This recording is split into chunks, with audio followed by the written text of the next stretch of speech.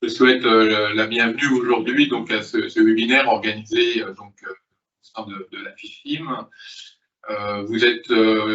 Vous arrivez de différents horizons, beaucoup d'adhérents des syndicats CEMAT et CIMAD, des syndicats qui organisent ce webinaire, mais sont présents avec nous aussi bon nombre de distributeurs de matériel et également loueurs. Donc encore une fois, bienvenue dans ce webinaire.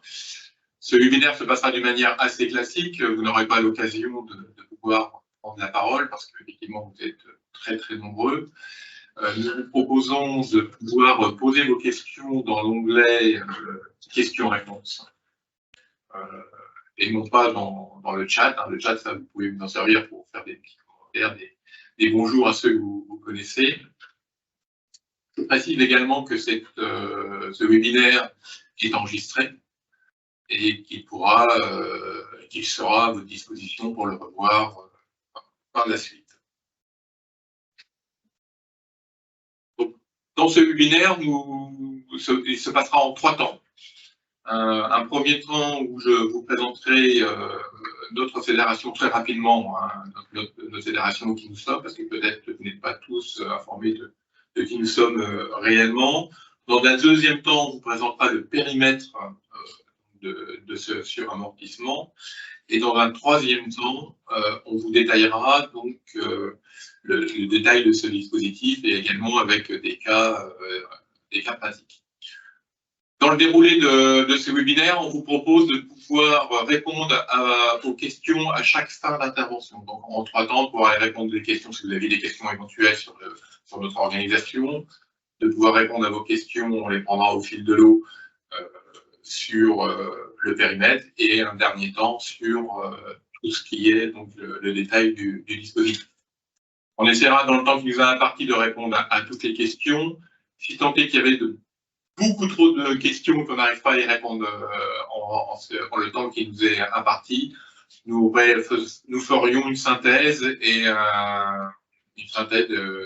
des questions et réponses. On ferait un FAQ de ce webinaire qu'on vous enverrait à la suite. Voilà. Je vous propose de commencer. Merci. Parfait. Donc je vais commencer, je vais avancer dans la présentation.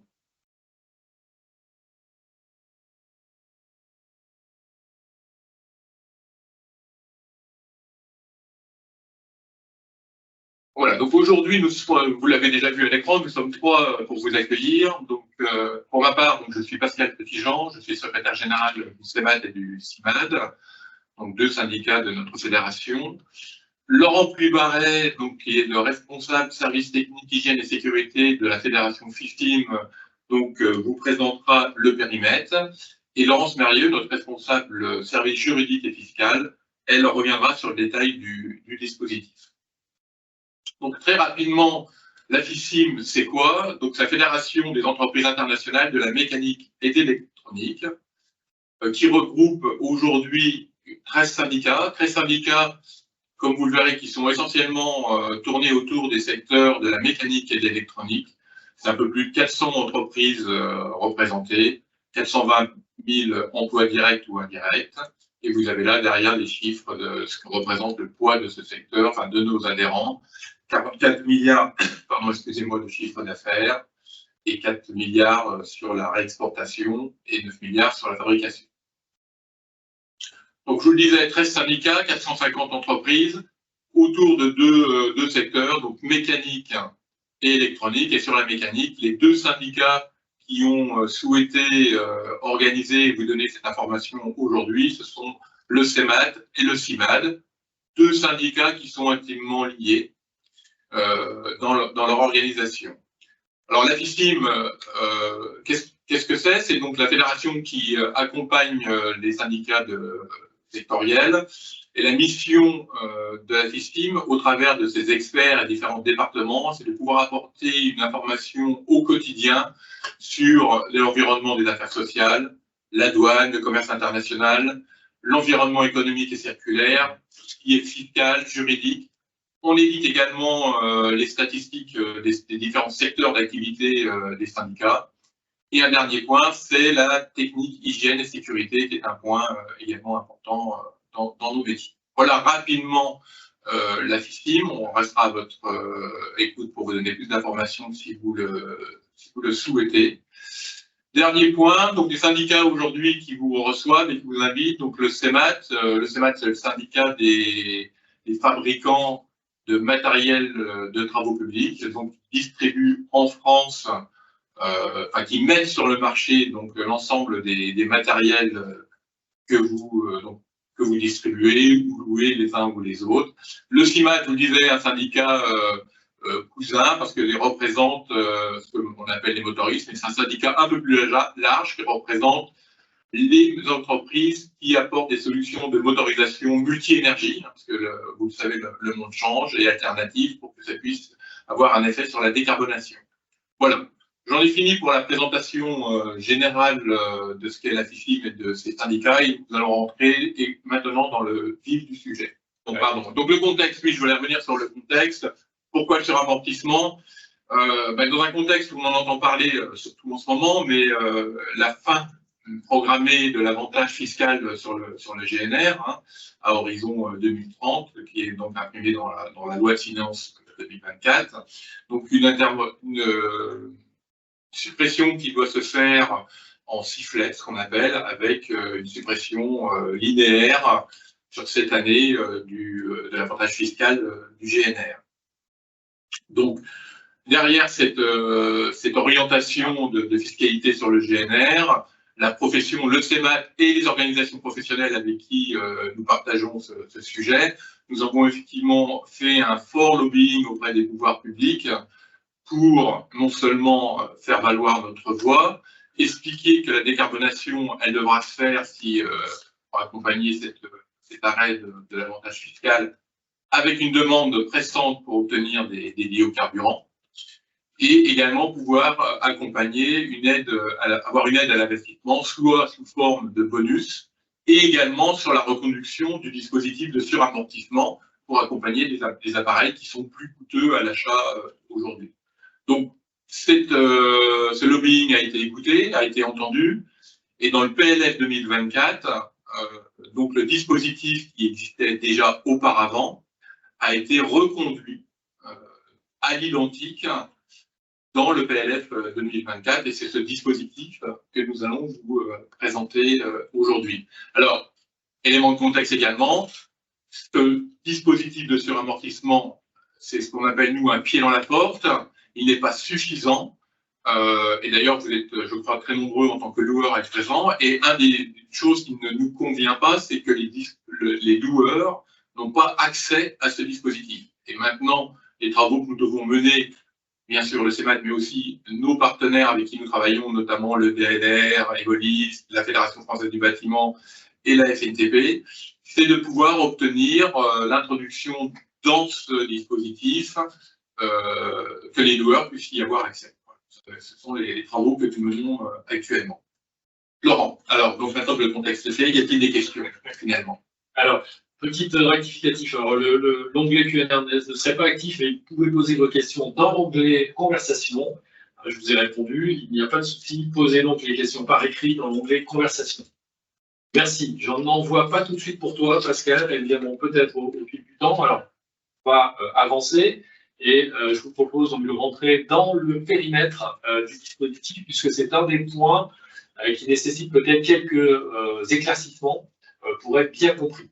Ce dispositif, on l'a dit, Pascal l'a rappelé, il a été reconduit à l'identique de sa version initiale, avec les petits errements de la version initiale et les petites approximations de cette version. On retrouve néanmoins deux sous-dispositifs. Ça, il faut bien comprendre qu'il y a deux sous-dispositifs. Le premier qu'on a appelé énergie alternative ou hybride, j'y reviendrai tout à l'heure, et un deuxième qui concerne les moteurs Stage 5, dernière génération de moteurs thermiques. Donc, deux sous-dispositifs. Derrière, ça veut dire deux types d'entreprises concernées, deux types d'énergie et des catégories de matériel spécifiques appliquées pour ce dispositif. Alors, si je rentre dans un premier temps sur les types d'entreprises que cela concerne, on parle bien des clients, les clients utilisateurs, des constructeurs distributeurs d'engins. Donc, le dispositif va être applicable à plusieurs types d'entreprises. Une général qui va s'appliquer sur la totalité des deux sous-dispositifs. Ce sont les entreprises de bâtiments et de travaux publics. Cette catégorie entreprises, bâtiments, travaux publics sera donc valable pour les deux sous-dispositifs. Pour le dispositif, simplement au niveau des énergies alternatives et hybrides, là, on va avoir d'autres catégories d'entreprises qui sont susceptibles d'être éligibles. Vous avez les entreprises mines et carrières, celles qui produisent des substances minérales solides, également les exploitants aéroportuaires qui vont utiliser des engins de manutention pour transporter les valises notamment, et puis, dans une moindre mesure, les exploitants de remontées mécaniques et de domaines skiables. Comme l'a dit Pascal, et ça c'est le notabilité que vous voyez en bas de ce slide, c'est important d'avoir en tête, malgré les efforts qui ont été menés dans un premier temps de lobbying, dans cette première version où le dispositif a été réintroduit, on espère qu'il sera amélioré par la suite, et dans cette première version, les loueurs que j'ai qualifiés de loueurs purs, c'est-à-dire qui ont une activité de loueurs, qui ne sont pas, et on le verra tout à l'heure, des entreprises de BTP ayant une activité annexe de location, ces loueurs purs ne pourront pas bénéficier du dispositif en lui-même. Alors, au niveau des énergies, vous l'avez vu, il y a deux sous-dispositifs. Un premier sous-dispositif sur les énergies alternatives. Donc, les énergies alternatives, on verra tout à l'heure dans le détail. Et globalement, il faut avoir en tête que ça concerne le gaz naturel, l'énergie électrique et l'hydrogène. C'est à peu près les énergies alternatives qui ont été conservées. Et puis, sur le dispositif moteur hybride, vous avez des combinaisons. Les combinaisons, ça va être énergie électrique avec essence, y compris E85, ou combinaison essence avec du gaz, que ce soit du GNC ou du GPL. Donc, toutes ces combinaisons d'énergie vont rentrer dans ce qu'on appelle les moteurs hybrides, et donc, tout cela vont rentrer dans la grande catégorie énergie alternative ou hybride. Et puis, à côté de ça, vous avez quelque chose de plus connu, de plus simple, entre guillemets, ce sont les motorisations thermiques Stage 5, dernière génération, donc, qui, elles, bénéficieront de ce dispositif. Là, pour être éligible, c'est très simple, il faut que le moteur, en fait, remplisse les caractéristiques du règlement européen, le 2016-828, qui fixe les émissions de gaz polluants pour les moteurs. Alors, attention, je précise tout de même un point important concernant le deuxième dispositif, le dispositif Stage 5. Il y a des conditions supplémentaires par rapport à l'autre dispositif énergie alternative. Ces conditions supplémentaires, quelles sont-elles? Vous devez placer un matériel en remplacement d'un matériel existant. Le matériel existant devant être donc soit mis au rebut, soit vendu, ou s'il est dans le cadre d'une activité de crédit bail ou LOA, il faut que ce soit la fin de ce crédit bail ou ce LOA. Et en plus, deuxième condition cumulative, il faut que ce matériel que l'on remplace ait plus de 5 ans. Donc là, on aura des questions autour de l'ancienneté du matériel, j'y reviendrai. Et enfin, il faut qu'on soit dans le cadre de remplacement pour le même usage. Et là, on va avoir quelques petites imprécisions, c'est ce que je commençais à évoquer tout à l'heure dans le dispositif. On n'a pas de précision au niveau du BOFIP. Donc le bulletin officiel ne nous donne pas de précision concernant cette notion de même usage, ce qui veut dire qu'on va être obligé de faire des hypothèses, notamment liées au remplacement d'une machine du même type. C'est à peu près comme ça que nous, on a pu l'interpréter au niveau de la profession. Alors, au niveau du périmètre du matériel, première notion, ça ne concerne que le matériel neuf. Donc, on va voir les différentes catégories de matériel qui sont concernées, mais uniquement du neuf, pas de reconditionné. Donc, première information, première définition, entre guillemets, qui a été donnée dans le dispositif, c'est ce qu'on appelle des engins non routiers. Alors, cette catégorie d'engins non routiers, vous pouvez être un peu surpris parce qu'elle n'existe pas. Elle n'existe pas réglementairement, et donc ils ont défini ce que c'est qu'un engin non routier dans le BOFIP. L'engin non routier, c'est à la fois un EMNR, donc un engin mobile non routier, ça vous connaissez, la définition de l'engin mobile non routier, c'est celle qui est dans le règlement européen 2016-1038. Et puis, condition supplémentaire, il faut que cet engin mobile non routier ne soit pas immatriculé. Ça, c'est précisé dans le BOFIP. Donc, deux conditions cumulatives, EMNR, non immatriculé, ce qui limite une partie des équipements qui pourraient être concernés. Il est précisé cependant que si un EMNR ne rentre pas dans cette définition parce que il est lui-même posé, on va dire, sur un véhicule immatriculé, installé sur un véhicule immatriculé. Dans ce cas-là, ce qui va rentrer dans le dispositif de suramortissement, c'est simplement le prix de l'EMNR en lui-même et non pas l'ensemble constitué d'un EMNR sur un véhicule immatriculé. Et ça, j'imagine qu'on se reviendra sur ce point-là. Et ils doivent être utilisés dans l'une des catégories suivantes. Il y en a 3. Première catégorie, matériel qui est utilisé pour des opérations industrielles. Qu'est-ce qu'une opération industrielle? C'est précisé dans le BOFIP. C'est une activité de production, par exemple. On donne comme exemple l'extraction, le nivellement du sol et la fabrication. Donc, voilà le type d'activité qui est qualifiée de production. Et on a des exemples qui sont donnés également dans le BOFIP qui nous permettent d'avoir une idée du type de matériel. Donc, on pense à des bulldozers sur pneus, des pelles mécaniques, des excavateurs, des toupies, des chargeuses pelleteuses, des motobasculeurs, des tombereaux, des trancheuses, des balayeuses, des compacteurs, des gravillonneurs, des engins de forage et de battage et des grues. Donc, vous voyez, c'est un ensemble d'exemples qui sont donnés dans le BOFIP et qui permettent de qualifier ce qui est utilisable dans le cadre de l'opération industrielle. On peut avoir également des engins qui rentrent dans une deuxième catégorie, qui sont des matériels de manutention. Manutention et élevage. Alors, élevage, c'est pour ça que j'ai mis un point d'interrogation, parce que les exemples donnés dans le BOFIP ne vont pas dans la notion de levage, mais plutôt dans la notion de manutention. On nous cite les nacelles élévatrices, les chariots élévateurs et les tracteurs à baillage. Et puis, on nous dit une troisième catégorie qui peut être éligible, ce sont les moteurs. Donc, un moteur neuf, installé y compris dans un engin d'occasion, le moteur en lui-même va être éligible au dispositif du moment qu'il remplit les autres conditions. Au final, vous voyez qu'il y a plusieurs conditions cumulatives et pour que ce soit à peu près clair, on vous les a positionnés sur 2 tableaux avec les 2 sous-dispositifs. Premier tableau, on est sur le sous-dispositif alternatif hybride. Vous avez la référence de l'article. Et là, on a donc 5 critères cumulatifs au final. Le premier critère, c'est sur les engins. Donc, on est sur un engin non routier. Donc, l'engin non routier, vous avez compris, c'est un EMNR non immatriculé. Ça a été précisé dans le BOFIP. Il faut que ce soit un engin qui ait été acquis à l'état neuf. Entre aujourd'hui, les périodes qui sont considérées, c'est 1er janvier 2024, 31 décembre 2026. Il y avait initialement une tentative d'étendre un peu le dispositif d'1 an de plus. Aujourd'hui, c'est pour ça qu'on vous le présente comme ça aujourd'hui, le dispositif s'arrêtera le 31 décembre 2026. Et là, les dispositifs d'acquisition, c'est soit de l'achat, bien évidemment, de la location avec l'option d'achat ou du crédit bail.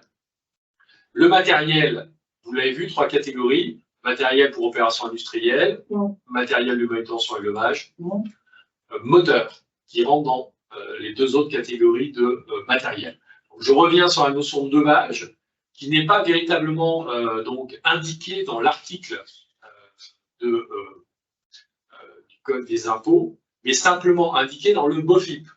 D'où les fameuses imprécisions que j'évoquais dès le début. Dans le BOFIP, on nous rajoute donc la notion de levage, mais on n'a pas d'exemple. On a simplement la mention de levage qui apparaît. Et donc, on a des incohérences un petit peu entre le matériel qui a été cité et puis finalement le dispositif en lui-même.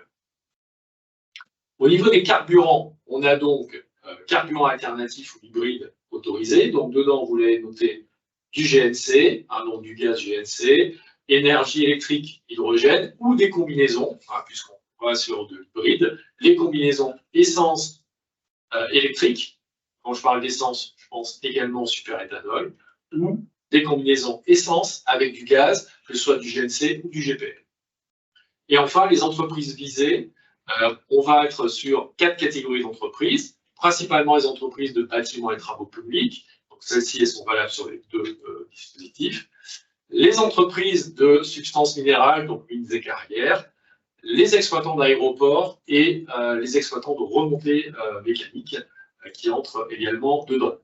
Je rappelle ici que pour les activités d'entreprise de BTP, il y a une autorisation à pouvoir bénéficier de ce dispositif si on a une activité annexe, je précise bien activité annexe de location. C'est-à-dire, si je suis un entrepreneur BTP avec une activité annexe de location, je peux bénéficier du dispositif à mon intention. Par contre, si je suis un loueur, ce que j'ai appelé loueur pur, là, malheureusement, j'échappe aujourd'hui au dispositif. Ça, c'était le premier sur les énergies alternatives et hybrides, et on a fait le même tableau sur les moteurs Stage 5, dernière génération, où vous avez là un peu plus de critères cumulatifs à la 2 plus de la 7. Donc, on est toujours sur les engins non routiers, donc EMNR non immatriculés. On est toujours sur de l'acquisition avec achat, location avec option d'achat ou crédit bail. On est toujours sur des matériels pour opérations industrielles ou de manutention. Et là, on ne cite pas les moteurs. Le moteur n'est pas visé spécifiquement dans ce sous-dispositif Stage 5, dans le cas du BOFIP notamment. Ce qui voudrait dire que si on en tient à cette définition stricte, la vente d'un moteur pour un équipement qui rentrerait dans les conditions d'occasion, par exemple, ne serait pas concernée pour le Stage 5 dans le sous-dispositif. Contrairement à tout à l'heure au sous-dispositif sur les énergies alternatives, le moteur Stage 5 seul, lorsqu'on le vend seul, ne rentrerait pas dans le dispositif. Il faut que l'engin respecte le règlement 2016-1628 pour les émissions de polluants. Ça, c'est la définition du Stage 5, c'est classique. Les entreprises de BTP, ok, là, c'est uniquement les entreprises de BTP. On n'a pas les autres entreprises, remontées mécaniques, aéroports, etc. Là, on est uniquement sur des entreprises de BTP. Et les deux conditions supplémentaires, je vous l'ai dit tout à l'heure, il faut remplacer un matériel. Donc, il faut que le matériel soit rebuté, fondu, etc. Un matériel de plus de 5 ans. Donc là, l'ancienneté va se calculer sur l'appareil en lui-même et pas sur l'acquisition. Et là, on verra qu'il y a des petites différences entre achat, crédit bail, location. Et enfin, il faut que ce soit utilisé pour le même usage. Et c'est là où on a le plus d'ambiguïté parce que même usage, c'est un critère qui n'a pas été défini dans le BOFIP ni dans l'article. Donc, aujourd'hui, on est un peu en difficulté pour vous définir précisément ce que c'est que le même usage. Encore une fois, nous, on l'a imaginé au niveau de la filière comme quelque chose qui correspondrait à une machine du même type, même si elle n'est pas exactement de la même catégorie, mais du même type d'activité.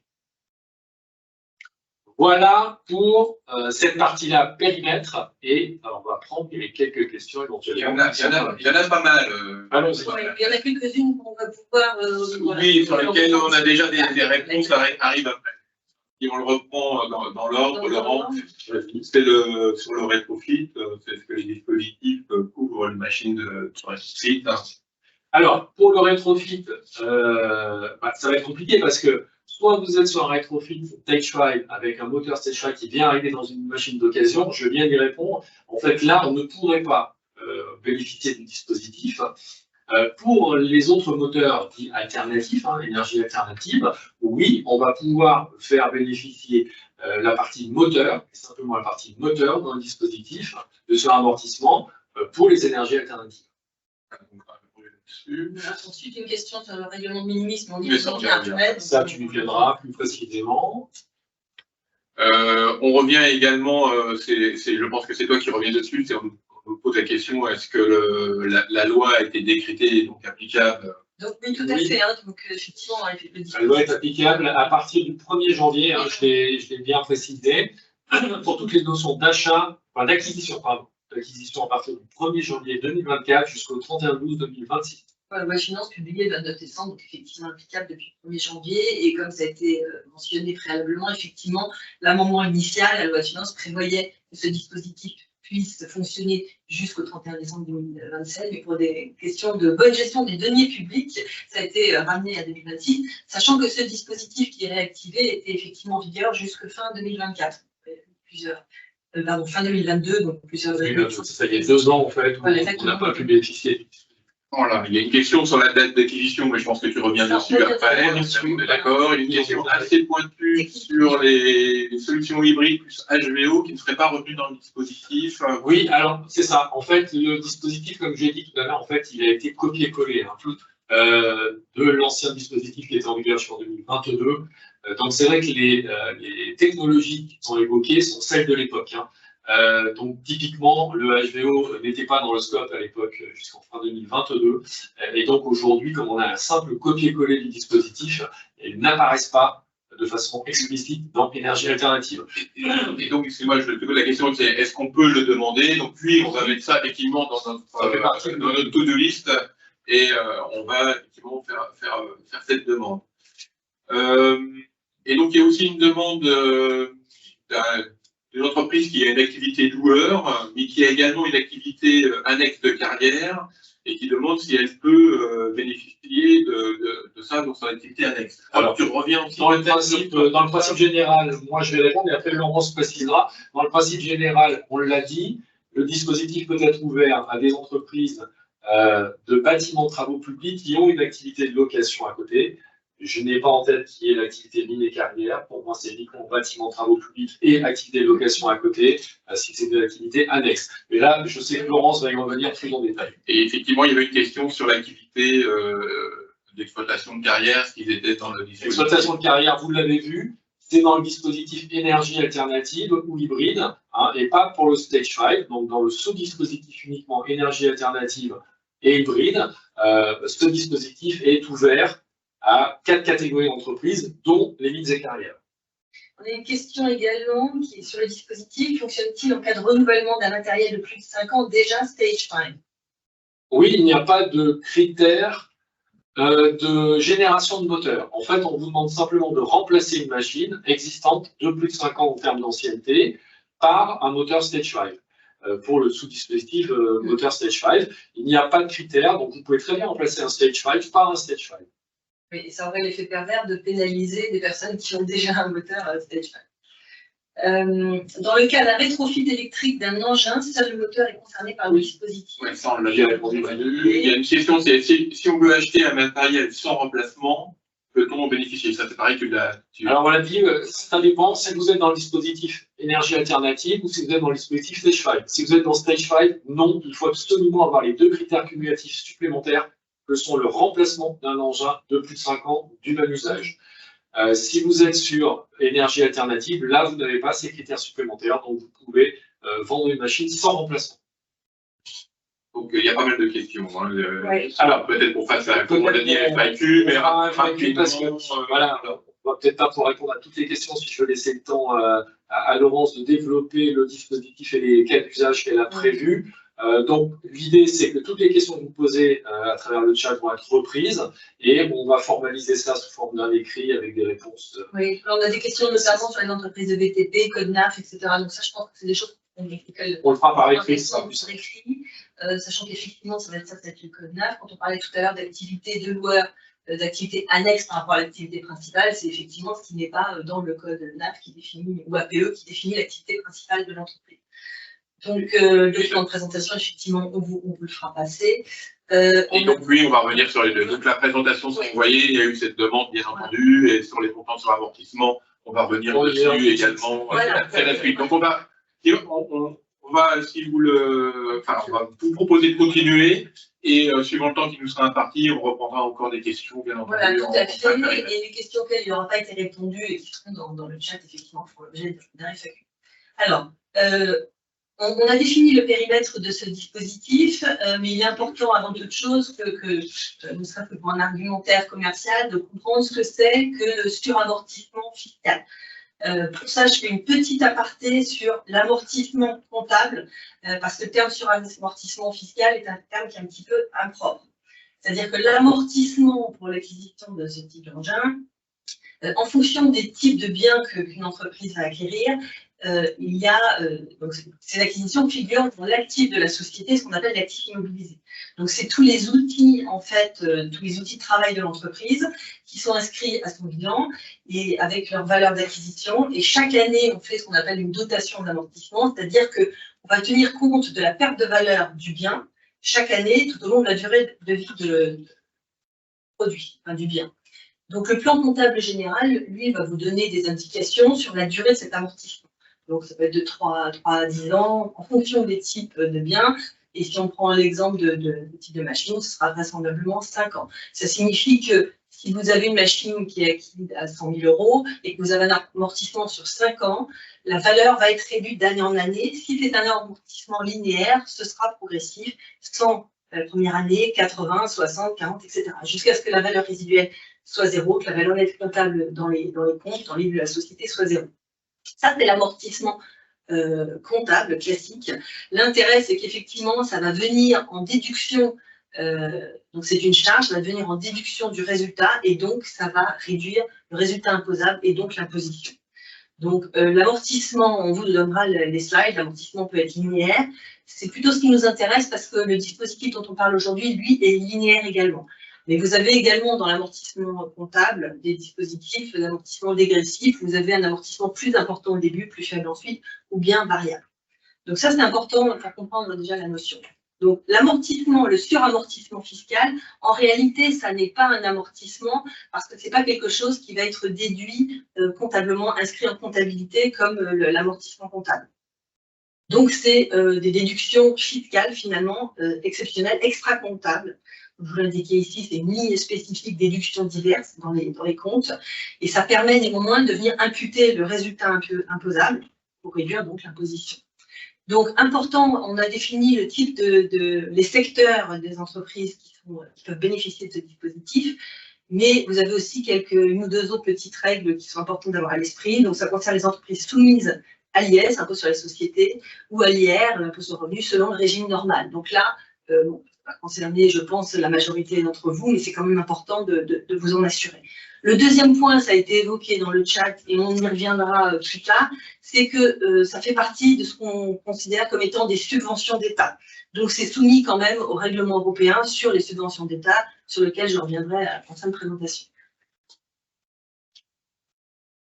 Donc, comme je vous le disais, c'est une déduction additionnelle par rapport à l'amortissement comptable. Deux choses, en fonction de la taille de l'entreprise, les taux de cet amortissement sont différents. C'est-à-dire que pour les PME, je vous ai mis les détails, en fait, les critères d'éligibilité pour les PME, donc entreprises de moins de 250 personnes et avec un CA annuel qui ne dépasse pas 50 millions, ou un total de bilan qui ne dépasse pas 43 millions d'euros. Là, vous avez une déduction de 60% de la valeur d'acquisition. Pour les autres entreprises, donc au-delà de ces seuils, c'est un taux de 40% de la valeur d'acquisition. On a parlé tout à l'heure d'acquisition, donc d'achat, mais on a parlé également de crédit bail et de location avec option d'achat. C'est pour ça qu'on vous précise ici que c'est hors les frais financiers. C'est vraiment les coûts d'acquisition hors les frais financiers, donc les frais de financement en fait, si c'est financé pour des prêts. Donc le suramortissement est linéaire. Donc c'est ce que je vous disais tout à l'heure, un engin qui a une valeur de 100 000 euros, s'il amortit sur 5 ans, la déduction fiscale est pas fiscale, la déduction sur le résultat charge est de 40%, donc 40 K, et donc 8 K par an. Voilà. Donc, c'est-à-dire que si, quel que soit l'amortissement comptable du produit, qu'il soit linéaire ou qu'il soit dégressif, le suramortissement, lui, est linéaire, donc il sera, en tout état de cause, réparti linéairement sur la durée d'amortissement du produit. Donc, il faut déjà connaître la durée d'amortissement comptable du bien, 5 ans, 3 ans, 8 ans, 10 ans, et ensuite, ça permettra de calculer le suramortissement. Le suramortissement, il se calcule pro rata temporis, donc en fonction de la date d'acquisition, de la durée de possession du bien. C'est-à-dire que si vous l'achetez au 1er juin, le suramortissement sur la première année sera sur 6 mois, donc au pro rata. Donc, on a eu des questions tout à l'heure sur l'acquisition, ça c'est un point qui est très important. Une autre chose importante aussi, c'est que la date d'acquisition, comme je vous l'ai dit, c'est aussi un amortissement qui est au prorata. La date d'acquisition qui sera prise en compte, c'est le 1er jour du mois suivant l'acquisition. Si l'acquisition se fait au 15 juin, ce sera le 1er juin qui sera pris en compte, donc des mois complets. Donc, pour un achat, la date à prendre en compte, c'est la date de transfert de propriété. Donc, ce n'est pas nécessairement la date de livraison, de règlement ou de mise en service. C'est-à-dire que dès lors qu'il y a un accord sur la chose et sur le prix, c'est cette date-là qui est à prendre en compte. Sous la seule petite réserve qu'il peut y avoir parfois des réserves de propriété, des clauses de réserve de propriété. Ce qui signifie effectivement que vous pouvez physiquement transférer le bien, mais que la propriété du bien n'est transférée que plus tard, par exemple au moment du paiement. Dans ce cas-là, la date à prendre en compte, c'est la date, effectivement, à laquelle la propriété est transférée. Ça, c'est important parce qu'on peut régulièrement avoir des clauses de réserve de propriété qui sont une manière de garantir, en fait, le bon paiement puisque le vendeur a la possibilité de revendiquer le bien s'il n'a pas obtenu le paiement de sa totalité. Sur le crédit bail et la location avec option d'achat, c'est la date du contrat, date de conclusion du contrat qui est à prendre en compte. Il peut être effectivement intéressant puisque un décalage dans le temps. Donc, même chose, c'est indépendant de la date de mise en service. Donc, on l'a évoqué tout à l'heure, la déduction, elle se fait lorsqu'on a un crédit bail ou une location avec option d'achat par le crédit preneur ou le locataire. Mais Laurent l'a évoqué tout à l'heure, si vous êtes une activité une société qui a une activité principale dans le BTP, mais qu'à titre subsidiaire, ça n'est pas votre code APE, votre code NAF, à titre subsidiaire, vous faites de la location, vous allez acquérir pour louer, à ce moment-là, c'est vous, en tant que propriétaire, qui allez pouvoir exercer cet amortissement dans vos comptes. Donc, sur la partie, donc pour la durée du dispositif, la cession du bien, la fin du contrat de crédit bail ou la fin de la location avec option d'achat mettent fin au dispositif. Vous noterez d'ailleurs que cette location avec option d'achat, il n'est pas précisé si l'option d'acquisition est levée ou pas. Et puis, je l'ai précisé quand même à tout hasard, c'est qu'effectivement, s'il y a une fusion, scission, un apport partiel d'actifs, donc c'est-à-dire que le bien finalement va se retrouver dans le patrimoine d'une autre société, alors c'est le repreneur qui va bénéficier du suramortissement, qui va pouvoir faire ses déductions pour les montants et pour la durée restant à couvrir. Alors, j'ai pris des exemples chiffrés parce que je pense que pour beaucoup d'entre nous, les chiffres sont toujours plus parlants que les mots. Premier exemple, donc on prend une entreprise de taille intermédiaire ou une grande entreprise. Donc là, on l'a rappelé, c'est un suramortissement de l'ordre de 40%. Donc, je prends un exemple simple, une machine qui vaut 100 000 €. On l'a vu, l'amortissement comptable, s'il est sur 5 ans, il est linéaire, donc c'est 20 cas par an. Le suramortissement fiscal, il est de 40%. Donc, pour un engin de 100 000 €, c'est 40 000 €. Donc, si on divise ça par 5, finalement, sur chaque année, c'est 8 000 € par an de déduction additionnelle. L'intérêt de ça, c'est quoi? C'est bien évidemment que ça vient en déduction du résultat fiscal imposable et donc c'est une réduction d'impôt. Donc, si on prend l'exemple d'une société imposée à l'IS à 25%, ça vous fait une économie, en fait, une réduction d'impôt de 2 000 € par an et donc sur la durée du dispositif, 10 000 €, donc 10% de la valeur d'acquisition du bien. Sachant que l'amortissement comptable aura déjà permis de baisser aussi cette imposition. Vous aurez un gain fiscal, alors, un amortissement total de 140 000 € et un gain fiscal de 35 000 €. Et en temps normal, c'est 25 000 €, mais avec ce dispositif de suramortissement, voilà le gain qui peut être escompté. Deuxième exemple, donc pour les PME, on l'a vu tout à l'heure, moins de 250 salariés et un chiffre d'affaires inférieur à 50 millions. Donc j'ai pris le même exemple, 100 000 €, un amortissement linéaire comptable sur 5 ans. Bien sûr, si votre machine est amortie sur une plus longue période, puisqu'il y a des règles dans le plan comptable général, mais finalement, il y a une certaine tolérance de l'administration fiscale pour un amortissement plus ou moins long en fonction de l'usage et du type. Voilà. Donc ça dépend de la durée d'amortissement qui est dans vos comptes. Donc là, le suramortissement fiscal est de 60%. Même calcul, on se retrouve avec effectivement un suramortissement, une déduction de 12 000 € par an. Donc l'imposition, le gain sur l'imposition, 3 000 € par an. Donc 15 000 €, donc 15% de la valeur d'acquisition du bien en gain fiscal par rapport à l'acquisition de l'engin. Donc même chose, amortissement total comptable plus fiscal, 160 000 € et le gain fiscal, 40 000 € au lieu de 25 €. Donc voilà les modalités de calcul. Donc je le rappelle, ce n'est pas un amortissement comptable, c'est vraiment une déduction fiscale. Donc le terme est un petit peu impropre, mais c'est quand même un argument, je pense, important, au-delà de l'amortissement pour les acheteurs. Laurent, tu as dit? Non, c'est juste pour préciser en fait, que ces deux exemples-là vous permettent d'avoir une vision assez rapide. Hein. Là, on a pris des exemples sur une machine de 100 000 €. Après, bien évidemment, vous allez faire 2-3 pour aboutir. Mais en gros, c'est ça. Une PME, ça va être plus favorable. On va gagner 15 000 € par rapport à une machine de 100 000, c'est à 15%. Sur une grande entreprise, ça sera 10 000 €, donc 10% quand même de la valeur de la machine. Sachant que là, effectivement, on l'a pris, de toute façon, ce montant, voilà, c'est 40% et 60%. On l'a pris par rapport à l'amortissement sur 5 ans. Donc, effectivement, c'est quand même au cas par cas, en fonction de la valeur du bien, etc., de l'imposition éventuellement de la société. Donc, voilà. Alors, un point important, parce que ça a été évoqué également dans le chat, c'est que je l'ai dit tout à l'heure en introduction, c'est considéré comme une aide d'État, une subvention.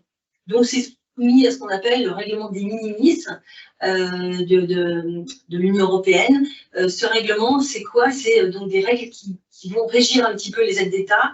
Les aides d'État, c'est quoi? C'est des aides publiques, c'est un avantage sélectif. Ça affecte la concurrence parce que si vous les donnez aux entreprises d'un État et pas celles d'un autre État nécessairement, ça peut affecter les échanges intra-UE et donc être disruptif un petit peu au niveau de la concurrence. Donc les aides de minimis, c'est des aides qui sont considérées comme de faibles montants et qui sont donc exemptées du contrôle de l'Union européenne sur les aides d'État. C'est-à-dire qu'elles peuvent être distribuées, données par les États sans avoir à faire un contrôle, une déclaration a priori, etc. Le montant de ces aides-là, c'est 300 000 €, toutes les aides confondues. Donc, je vous ai mis à droite une liste non exhaustive, ça c'est une décision de la Commission européenne, et ça vous donne un petit peu une idée de tout ce qui peut être inclus là-dedans. Donc ça, c'est important de vérifier si vous êtes ou non en deçà de ce seuil. Sachant que c'est sur 3 exercices fiscaux glissants depuis le 1er janvier 2024.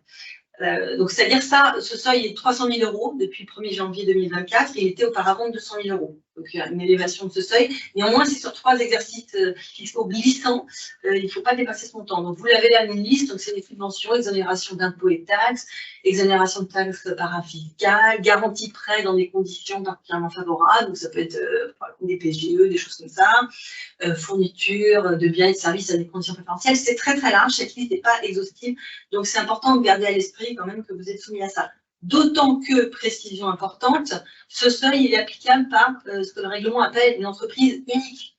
Entreprise unique, on pourrait penser que c'est chaque entité juridique distincte, c'est-à-dire numéro SIAN distinct. Mais en fait, c'est pas, malheureusement, pas aussi simple. C'est-à-dire que l'Union européenne prend en compte, entre guillemets, un peu les groupes de sociétés pour pas favoriser un groupe en donnant des subventions à X sociétés qui en fait partie.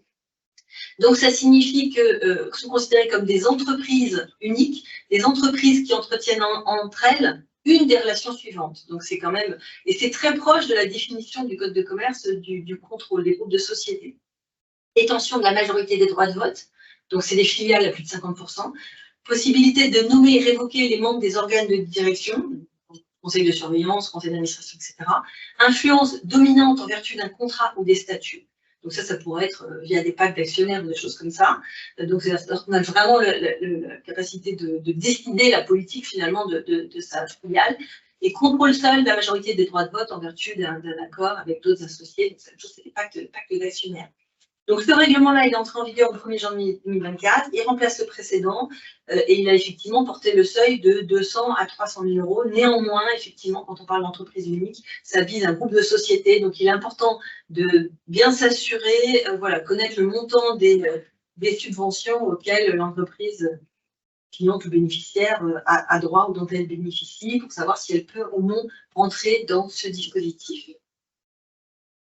Voilà pour ma part. On va prendre les questions. Ouais, parce que je pense qu'il y a sûrement... Il y a beaucoup de questions. Oui.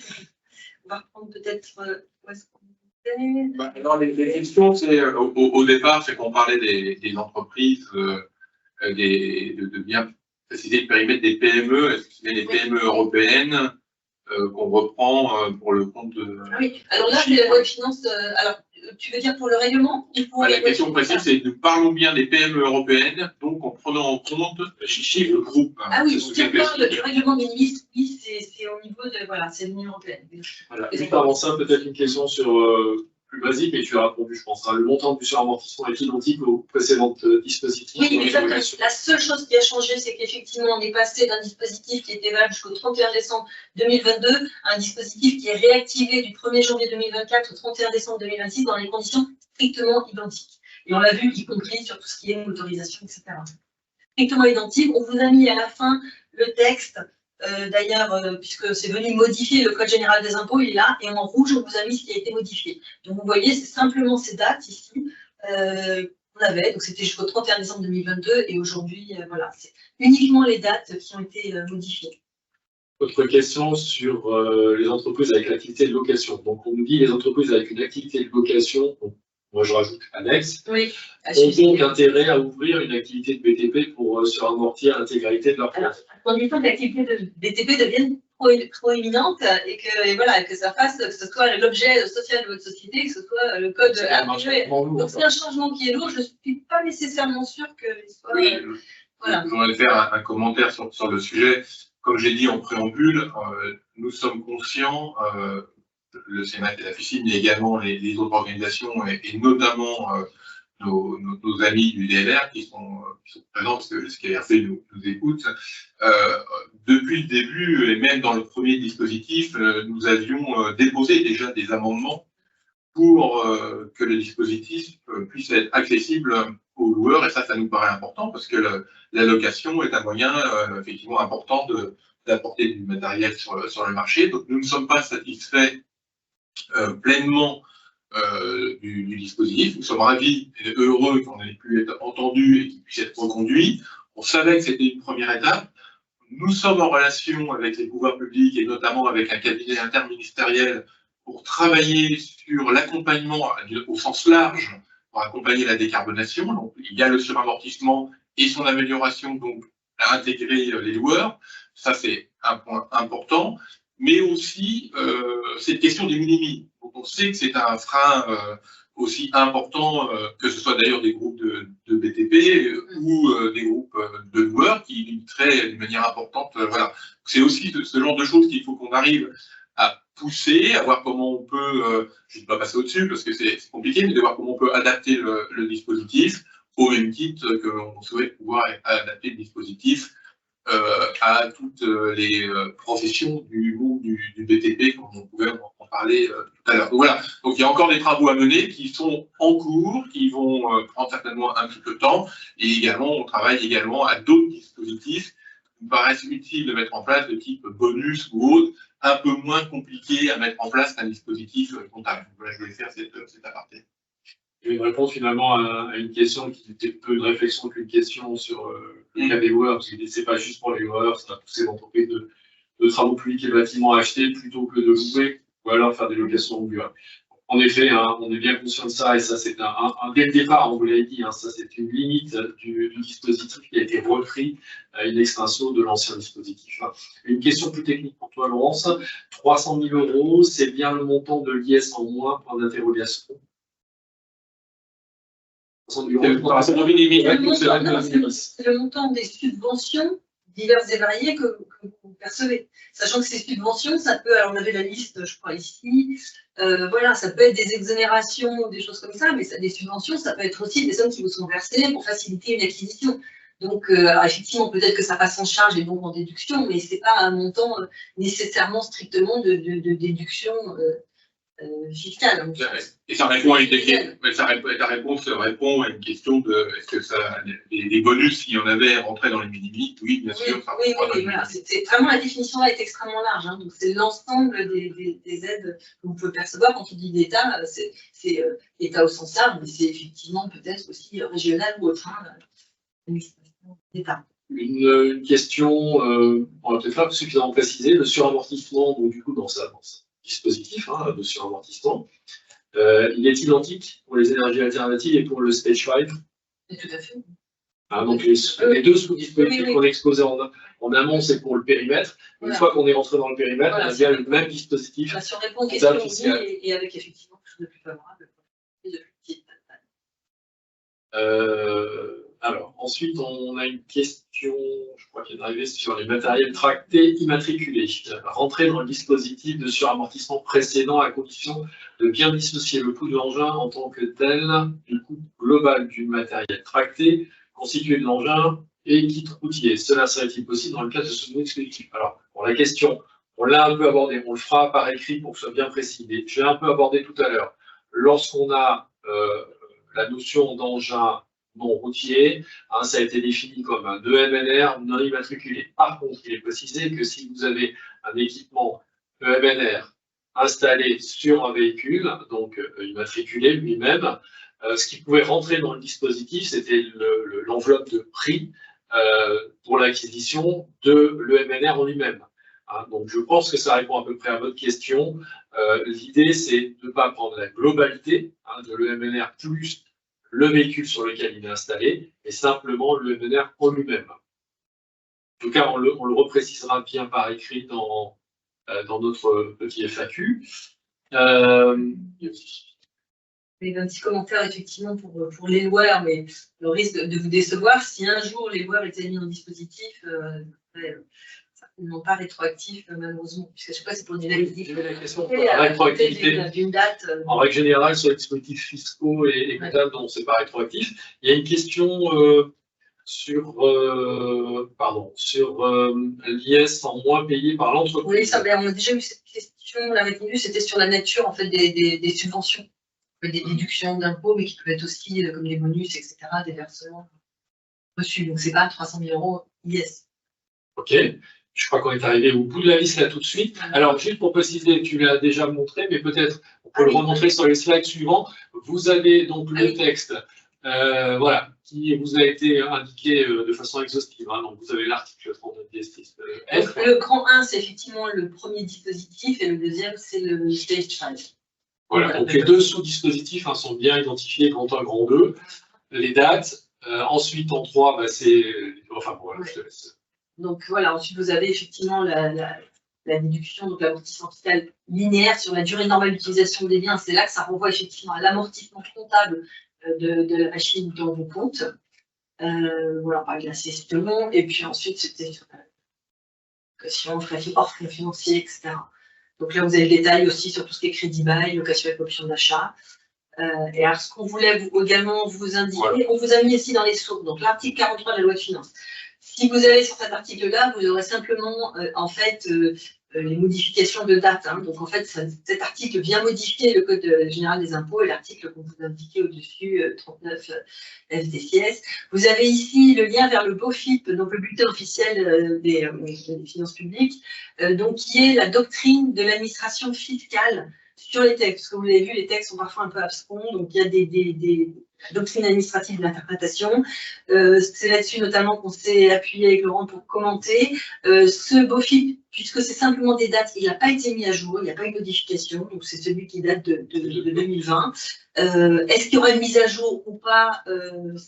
C'est pas certain, on ne peut pas vous dire, mais en tout cas, vous avez le lien vers BOFIP. Et là, on vous détaille ce que vous avez mis un petit peu de manière succincte et résumée sur comment il faut comprendre les différentes dispositions voilà, du texte. Et puis le règlement de la Commission européenne là, sur définit les aides de minimis. Un petit mot avant ça sur le BOFIP.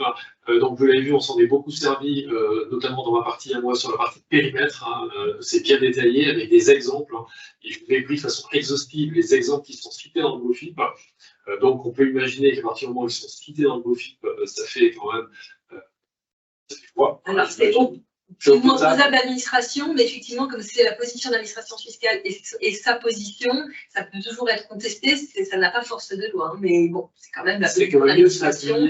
Voilà, il vaut mieux ne pas être en contradiction, disons, avec l'interprétation de l'administration fiscale. Donc, vous avez un résumé dans les slides qu'on va passer évidemment. Vous avez le BOFIP de façon extensive grâce au lien qui est là. Et n'hésitez pas à aller vous y référer si vous avez un doute sur ce qu'on vous a expliqué oralement.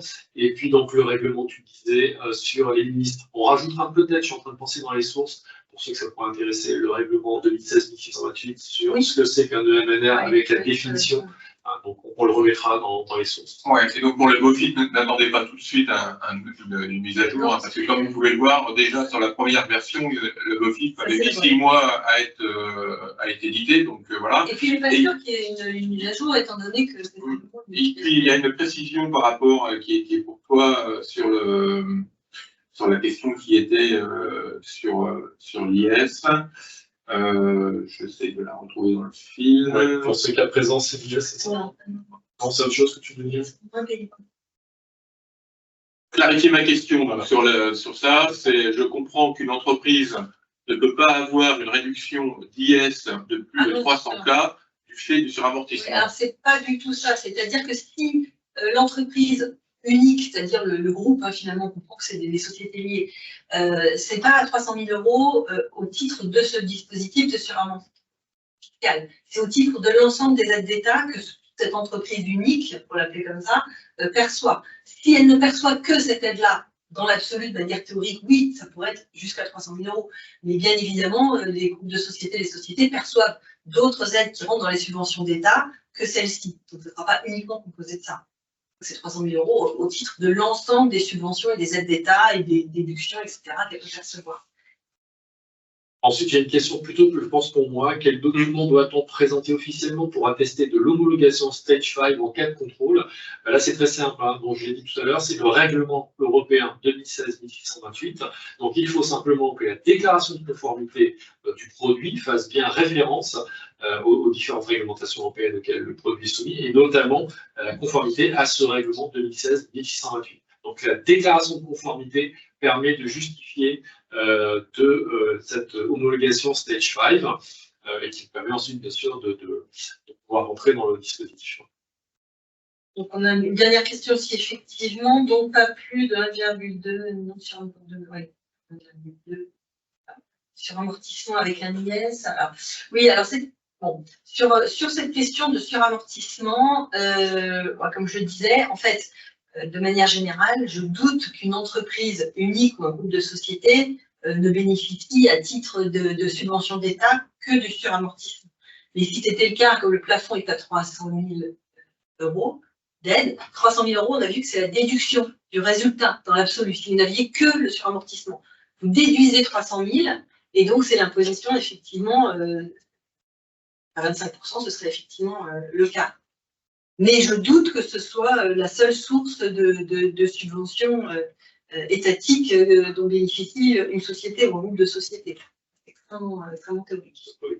Mais effectivement, comme c'est les sommes, c'est ce qui peut être déduit du résultat. Et donc, effectivement, on applique ensuite sur cette déduction, vous avez le gain fiscal, s'il est, voilà, une partie du principe d'un IS à 25%, c'est effectivement un cas. Alors, on arrive au terme, donc on a réussi le challenge de faire rentrer le webinaire sur 1 heure, une info 1 heure. Merci à nouveau de la participation extrêmement large et active. On reprend donc l'ensemble des questions qui ont été posées dans le fil de l'actualité. On fera une réponse par écrit. Voilà, on va faire deux choses. On va envoyer la présentation donc à tous les présents aujourd'hui.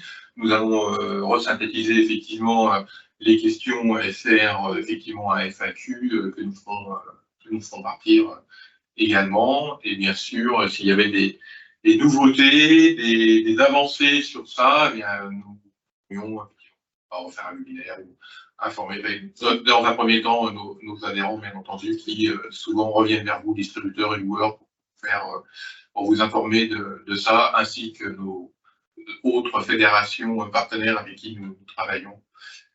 Et donc, nous vous souhaitons à toutes et à tous une belle journée. Merci. Merci. Au revoir. Au revoir.